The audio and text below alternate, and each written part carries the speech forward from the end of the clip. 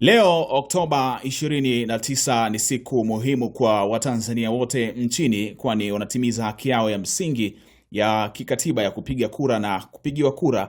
Zoezi hili ambalo linafanyika katika maeneo mbalimbali nchini. Hapa mkoani Kigoma, hali ya usalama ni tulivu na shwari tangu asubuhi. Zoezi hili mpaka sasa hapa mkoani Kigoma linaendelea kwa amani na utulivu. Katika mji huu wa Kigoma, shughuli nyingi za biashara zinaonekana kusimama kwa muda, kwani maduka mengi yamefungwa. Hii inaashiria ni kutoa nafasi kwa wapiga kura kwenda kutimiza haki yao ya msingi ya kikatiba. Miongoni kati ya majimbo ambayo yanatazamwa kwa ukaribu zaidi na Watanzania wengi ni jimbo hili la Kigoma mjini, kutokana na wagombea waliopo katika jimbo hili. Kwa upande wa Chama cha Mapinduzi akiwa ni Baba Levo, lakini pia kwa upande wa chama cha ACT Wazalendo akiwa ni Zitto Kabwe. Watu wanatamani kufahamu nani atakwenda kuwa mbunge katika jimbo hili.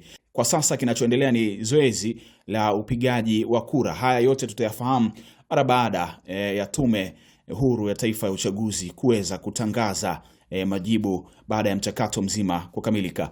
Endelea kufuatilia Jambo TV kwa ajili ya ripoti nyingine ambazo zitaendelea kuruka kutokea hapa Kigoma.